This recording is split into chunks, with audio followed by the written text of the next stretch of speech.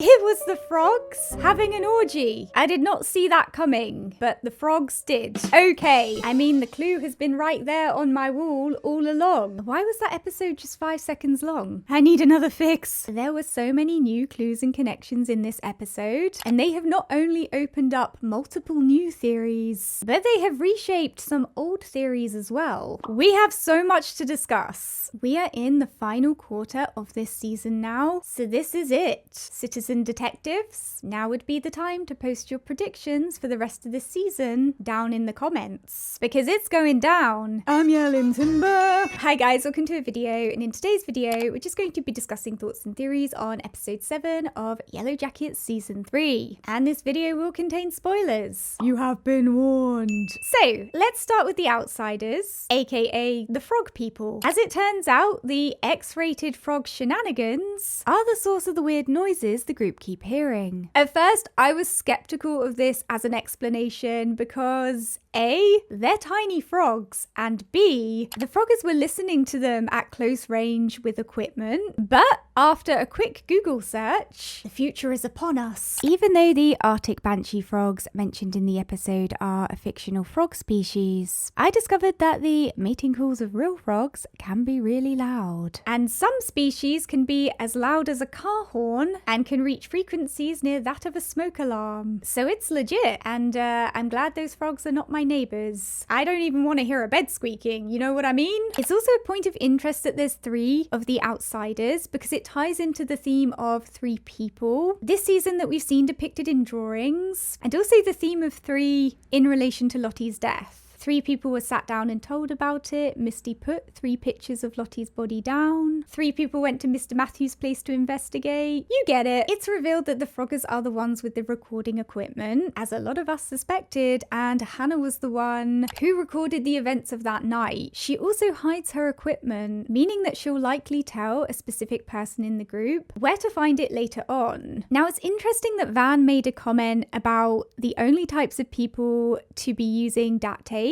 are weird garage bands or really intense birders. Because even though we discover that the outsiders are froggers, Van's comment about birders may still be a clue that connects the outsiders to the prominent bird theme of this season. For example, Hannah's last name is Finch, and Finch is a type of bird, and this is possibly a clue that the girls are going to keep her caged or penned up, just like they did with Ben before they kill her. The name Kodiak could relate to Kodiak Island, which is an island famous for its wildlife and birds, including the Steller sea eagle, and it's perhaps a bit of a reach, but the island and sea eagles connected to Kodiak Island could suggest Cody has a connection to Walter, as Walter has strong associations with the sea. And the name Edwin is interesting because there is a man named Edwin Wrist, who is a famous bird thief, and he stole a number of birds from a museum in order to profit from their feathers.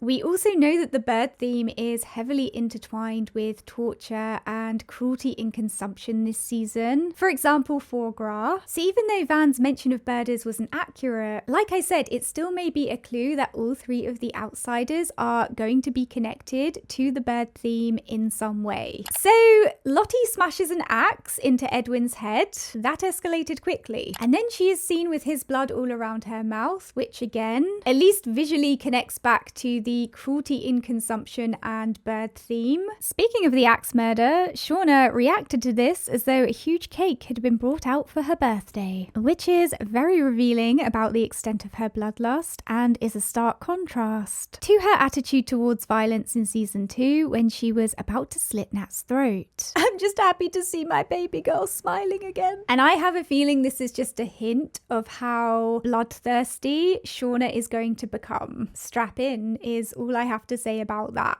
It's also interesting to compare Shauna's reaction in this scene to Nat's, which is one of horror. And it's notable that Nat also calls the girls not to harm Cody and Hannah as they go after them. This is yet another scene which highlights just how kind of different Nat and Shauna are, not only in terms of leadership, but in who they are as people. I think it's going to be very interesting to watch these two characters contrasted against one another as we go forward. Lottie murdering Edwin also opens up a whole new theory for adult Lottie's murder. With the tape reveal, there's now evidence to accompany any suspicions of what happened to the missing Froggers. There's more than likely copies of this recording as well, and it's possible that someone Edwin was related to knows about what Lottie did and has taken revenge. I also think that Lottie's act of extreme violence is about to drastically change the group dynamics. For example, we see Akila trying to justify what happened by saying maybe Edwin was a bad guy. So there's people who are willing to excuse it, but then you have Jen and Mari snapping at Lottie and not being interested in what her excuses are. So it's possible that the group is going to split into two, with one side excusing what Lottie did and the other unhappy about her actions. Going back to the character of Hannah, when she's running away from the girls, we see her hair gets caught on a branch, and not only is a branch reminiscent of antlers, but when Shauna finds this hair, she keeps it. So could this be the actual hair that they use for the Antler Queen outfit? And is this a clue that Shauna is going to be the Antler Queen? A lot of people seem convinced that Hannah is going to be Pit Girl, and to be fair, her hair is a similar length and colour to Pit Girl's, which is one clue. It also fits with Pit Girl seeming totally lost as she was running, because Hannah is not familiar with that area. So I can buy that theory.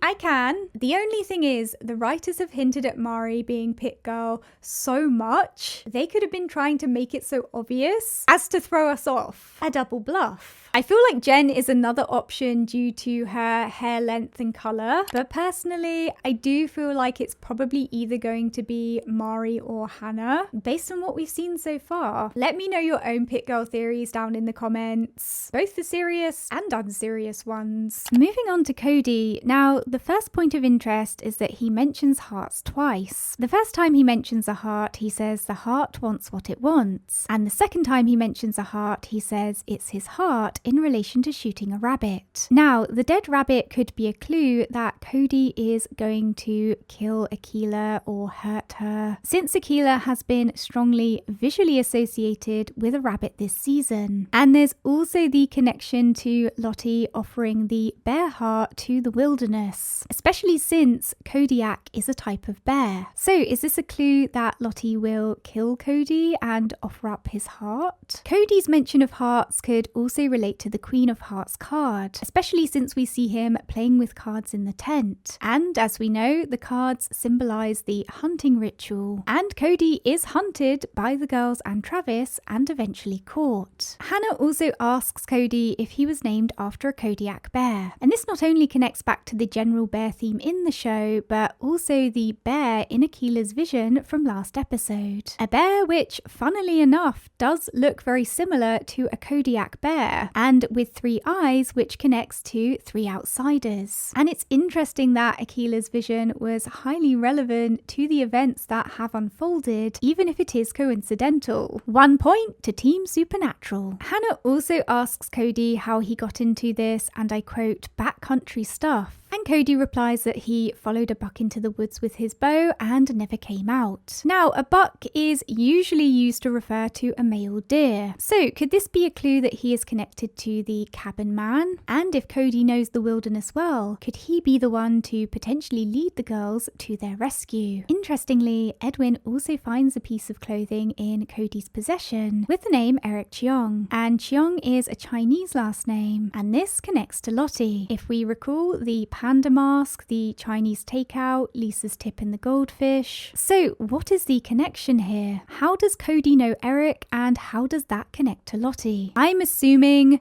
something happens between Lottie and Cody in the teen timeline that has an impact on things in the adult timeline. Please let me know your theories, because I'm not really sure what to make of this. The only thing I can think of is that Lottie kills Cody, which also taps into the bear heart sacrifice theory, and this Eric person takes his revenge after discovering this. One last point of interest about Cody is that Hannah asks Edwin, how do you think Cody got all those scars? Special special forces. This may be a clue that Cody is connected to Walter. Firstly, because Walter drives a Mustang, and Mustang is also a military term, which describes a military member who has transitioned from an enlisted rank to become a commissioned officer. And secondly, because Walter also mentions mutually assured destruction to Shauna, which is a military strategy in which two opposing military forces are powerful enough to completely destroy each other. Walter has also been visually associated with horses this season, and historically, horses have been integral to warfare, which could be another clue. If you have any theories on what Cody and Walter's connection to each other could be, please leave them in the comments. Moving on to Melissa, who gets shot with a crossbow. And side note, did anybody else notice the boy in the hospital with the blood patch by his shoulder? Because the positioning of his wound mirrors Melissa's, and the boy is wearing a blue shirt, which reminds me of Walter. Is this a further clue of their connection? Let me know what you make of this down in the comments. It could also be a visual clue that Walter is orchestrating a rift between Shauna and Misty, given that Misty confronts Shauna about the DNA findings in this scene, and the placement of the wound could also be a clue that Walter's meddling is to do with Melissa. Anyway, Melissa getting shot by a crossbow adds yet another parallel between her and Wesley from The Princess Bride, as crossbows are used by Prince Humperdinck's henchmen to ambush and potentially kill Wesley, and this possibly adds more weight to the Princess Bride Melissa theory we discussed for the last episode, and that we will be discussing again later on in this video. It's also a point of interest that when Melissa gets shot, she screams at Shauna not to leave her, but Shauna does leave her. And I noticed at the end of this episode, Shauna looks at Melissa with some intensity, and Melissa looks back at her and then looks away. This indicates that Melissa is having second thoughts about Shauna, and I think Shauna leaving Melissa in her hour of need may be the start of a rift between the two. Now, Shauna does tell Mari that if Melissa dies, she dies too, and she's also ready to kill Hannah until Hannah reveals that she has first aid supplies that could help Melissa, which manages to sway Shauna into keeping her alive. And these things show us that Shauna does have an emotional investment in Melissa, but ultimately she still chose to leave her instead of going to comfort her, which also says a lot. I am dying to know what's actually going on between Melissa and Shauna in the teen timeline, because so far we have gotten crumbs of their relationship. And I don't know if their lack of screen time is deliberate because there's some kind of twist coming, or if it's because the next couple of episodes are going to be focused on them, or if the writers simply didn't feel like it was worth exploring past the bare minimum that was needed to get the point across. We'll see. On the subject of Melissa, when Misty is talking about the tape being smuggled out of the wilderness, Ty mentions that both Jen and Melissa were close to Hannah, and when she says this, Shauna gets a certain look on her face. Now, this suggests to me that Melissa and Shauna's relationship is going to be impacted by Hannah's character. And as discussed earlier, she could be the reason that they break apart. I mean, my best guess is that Shauna killed Hannah, either herself or she got somebody else to do her bidding, possibly Melissa, because Shauna was already keen to kill her because Hannah is a witness to their crimes. But it's also possible that she may become jealous of Melissa's relationship with Hannah. Either way, I think her death is what causes a rift between them. I mean, this could also tie into the whole Hannah is pit girl theory and the Queen of Hearts song playing on the lost phone. It's possible that Hannah just had a bad pick with the cards, but it's also possible she was chosen to be hunted. But let me know your thoughts on this because I'm interested to know what other people think. I love the Princess Bride theory so much. Another point of interest is that Misty is surprised that Shauna has managed to track Hannah's daughter down, because from her perspective, Shauna lacks those skills, and this could be a hint that Shauna was lying about going to see Hannah's daughter and is instead on her way to see someone else, or that Shauna is going after the wrong person, which which could also connect to the Hamlet theme and the notion of harming someone due to mistaken identity. Personally, I don't think that Shauna already knew of Hannah's daughter's existence, simply because of the look on her face when she was replaying the tape.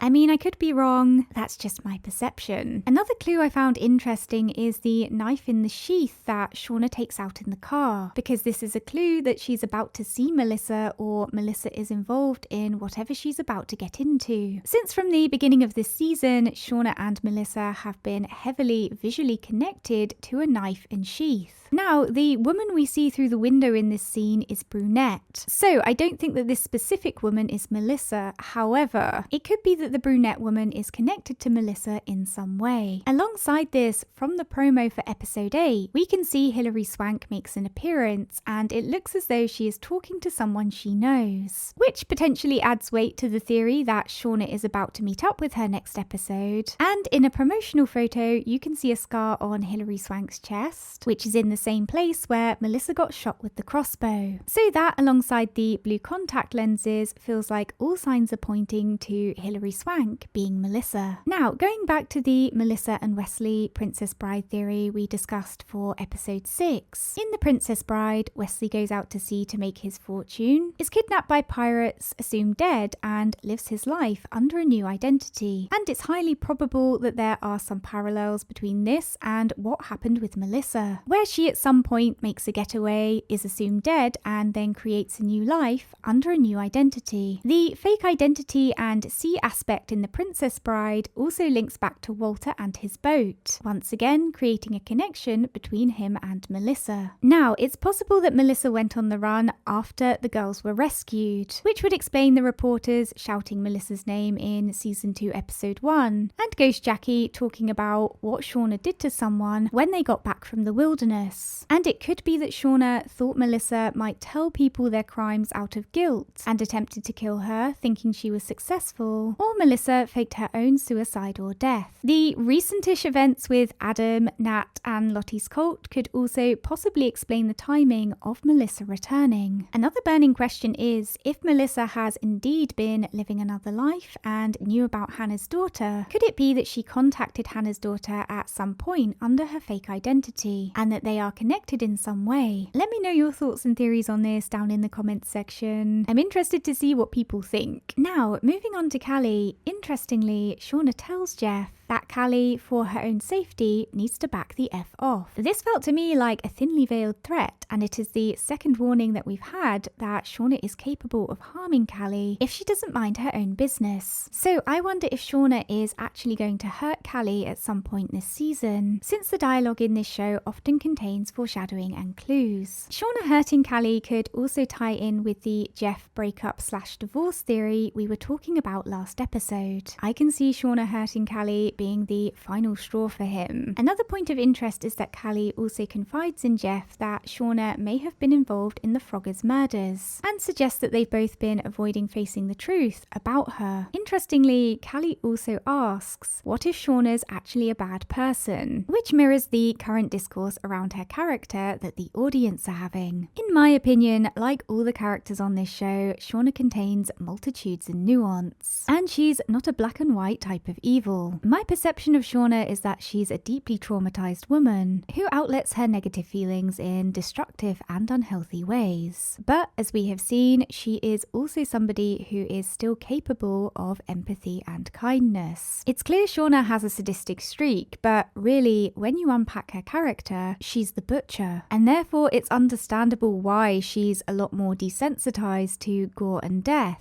than most of the other characters. I adore how interesting Shauna's character is. I could write an entire essay on her, but that's for another time. To be honest, the reason I watch this show is for its unhinged, psychotic, morally bankrupt, and charismatic women. So I'm enjoying Shauna's awfulness, but I think Jeff and Callie may try to find and confront Shauna over everything, and it likely won't end well. One question I have from the Callie and Jeff scene is that if Jeff read Shauna's diaries. Surely he would be aware of the frog scientists and the extent of Shauna's sadistic nature, unless those diaries were decoy diaries, or they had certain parts removed. This could just be a flaw in the writing, but it's worth keeping in mind just in case it's not. Moving on to Misty, whose storyline is very tied up with Shauna, Ty and Van this episode. Firstly, Misty turns up at Ty and Van's hotel and demands answers from Ty about why she hid seeing Lottie on the day of her death.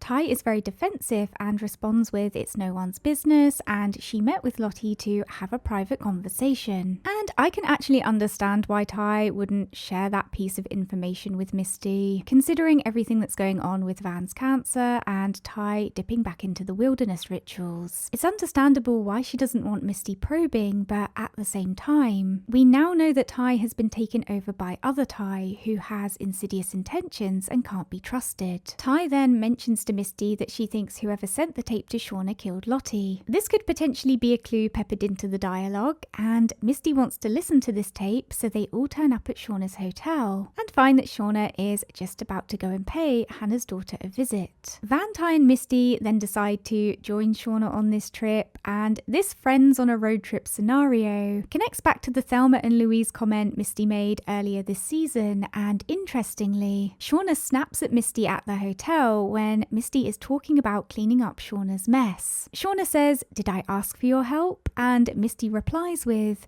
"Not yet, but if past is prologue, you will." Late and rudely, which circles back to the Adam Martin murder, but also the theory we've previously discussed. That involves Misty and Shauna joining up at some point this season, either because Shauna is going to need Misty's help, or because Misty is going to have to save Shauna from someone else, presumably from Walter, who I suspect Shauna may kill. The fact that Shauna is on a car journey currently with everything else about to boil over around her adds a lot of weight to the Misty and Shauna, Thelma and Louise, two friends are involved in a murder and have to go on the run together theory too. On the car journey, Misty asks the question of why would Hannah's daughter wait 25 years to take her revenge? She points out it doesn't add up, and she's right. In terms of the timing of Lottie's death, Shauna and Ty's motives seem a lot more believable. However, whilst I don't think Alex is responsible for Lottie's death, it's possible she may tie into things somehow. Misty also finds a receipt linking Shauna to NYC on the day of Lottie's death. And Walter contacts Misty to say that Shauna's DNA was found under Lottie's fingernails. A lot of us saw this coming, and as discussed last episode, this could easily be Walter framing Shauna with the intent of driving a wedge between her and Misty. Once again, I think if Shauna was involved in Lottie's death, whatever she did was accidental, and perhaps due to mistaken identity because of the connection between her and Hamlet, and Lottie's death being referred to as an accident. And lastly, moving on to Ty and Van this episode. Going back to the scene in the hotel room where Misty was interrogating Ty and Van, I thought it was interesting that Ty gave Van a specific look as if to say, "Don't say you think it was me," which means Ty doesn't want Misty digging any further, and as discussed, this could be because Ty is protecting Van, but it could also be because she's hiding something else. Even though I don't think Ty was responsible for Lottie's murder, the evidence is certainly stacking up, and Van clearly doesn't believe Ty, hence why she asks her about it later. Interestingly, when Van confronts Ty at the gas station, Ty seems angry with Van that she, and I quote, chickened out of sacrificing the man in NYC. But Van doesn't want to hear it and firmly rejects the wilderness sacrifice stuff, stating that she's not willing to live that way. And it's interesting that after her firm rejection of it, Van then starts throwing up blood and ends up in hospital. Now, you could interpret this as the wilderness taking back its gifts due to her lack of faith if your team's supernatural. But if your team rational, you could also just interpret it as a sick woman being sick. Either way, Ty has obviously taken this as further proof of a connection between it and Van's health, which I suspect will only fuel her unhinged behaviour. In the hospital, Van sees her younger self setting her bed on fire, which again ties into the prominent fire theme intertwined with her character this season. Now, a lot of us think this is to do with the cabin fire, but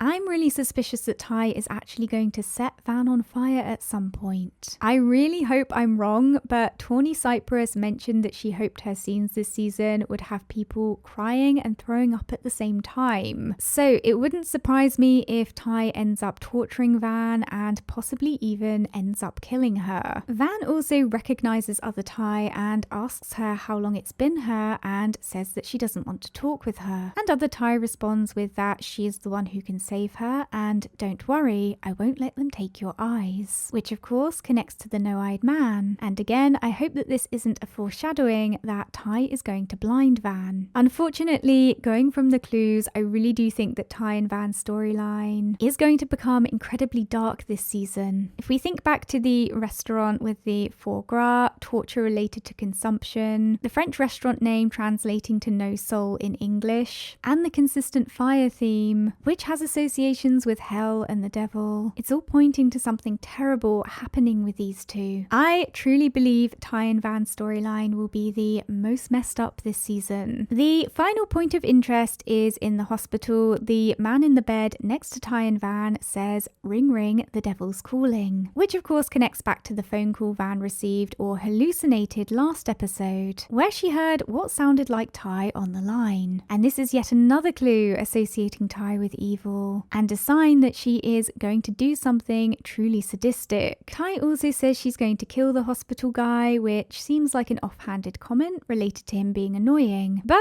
I think it's possible she actually does kill him to try and save Van's life. Overall, I cannot wait for the next episode. Oh my gosh. Partially because I'm hooked, but partially because I want to see which of our theories are correct. Like I said, this is the time to put your predictions for the last 3 episodes of season 3 down in the comments. Give me all the theories. It will be fun to come back and see who was right and who was not right. Probably me. Okay guys, let me know your thoughts and theories on episode 7 down in the comments section below. Don't forget to subscribe for instant disappointment, and I'll see you guys soon. Bye.